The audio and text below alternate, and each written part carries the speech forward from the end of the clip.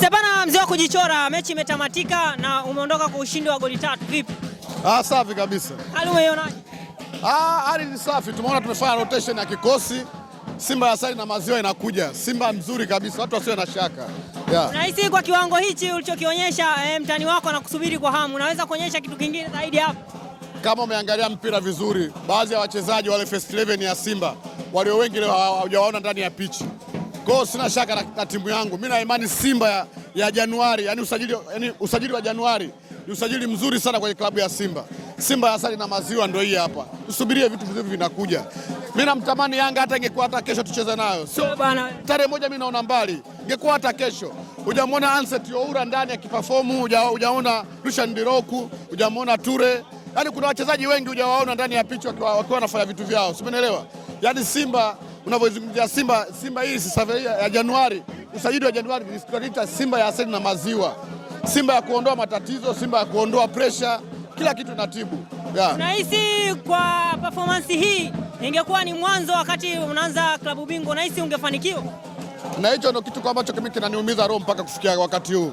Simba tulikosea kwenye usajili, lakini yote kwa yote viongozi wameanza kujirekebisha kwenye Januari kuweza kutuletea wachezaji ambao wana quality ya kuchezea Simba.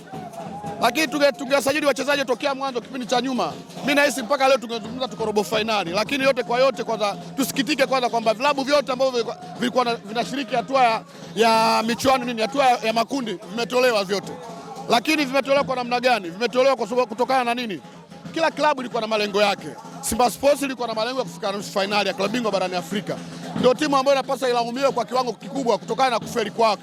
Yanga yeye ndoto yake ilikuwa kufika hatua ya makundi, ndio plani yake, ndio matarajio yake, kama alivyosema rais wao. Huwezi kumlaumu, kashatimiza nani yake, tumeelewa. Haya, Azamu ilikuwa naye afike makundi, Singida itokee tu kufika hatua inofuatia. Kwa binafsi naweza nikasema Simba tunapaswa kulaumiwa, tunapaswa kujilaumu wenyewe kutokana kutokufanya vizuri kwenye hatua za awali, kujenga msingi imara ambao sisi wakutupelekea kwenda hatua ya robo finali mpaka kufikia nusu finali. Lakini yote kwa yote tuwashukuru viongozi kwamba wamefanya kitu kizuri sana kwenye hatua ya Januari. Ligi ni ndefu, ligi ni marathoni. Leo tumecheza mashindano ya CRDB.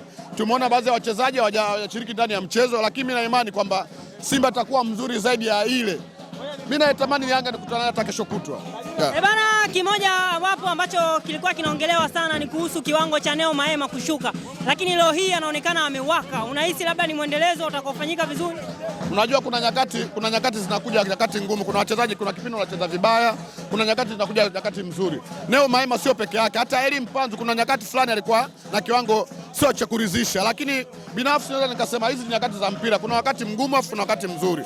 Kwa hiyo binafsi nawaomba mashabiki wala tujitokeze viwanjani kuweza kuwapa support wachezaji wetu, kuweza kuwapa support timu yetu ya Simba, kwa sababu bila sisi sio Simba na bila Simba sio sisi. Ndo kama hivyo. Umesema unamtamani mtani wako hata leo hii. Je, umejipangaje kupambana naye tarehe moja? Ana timu ya kumfunga Simba. Unasema? Ana timu ya kumfunga Simba. Yaani ukiangalia performance ya Yanga kwenye hatua ya makundi, kwenye ile michezo mitano, ukiutoa mchezo wa 6, Yanga amecheza michezo mitano, amescore goli 2 tu, lakini ameruhusu goli 4. Ninakupa wazi kwamba kuonyesha kwamba wale timu yao ya kuungaunga hana uwezo wa kuweka bato na Simba. Mimi nakuhakikishia tunaenda Zanzibar, wataondoka na kilio kule.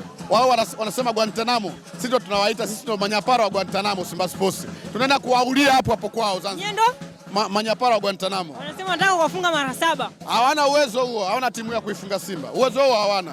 Wasidanganye, timu hawana kuweza kuzuia Simba. Simba imekamilika kila idara. Hawana uwezo huo, wasidanganye kabisa. Shukrani sana. Asante sana.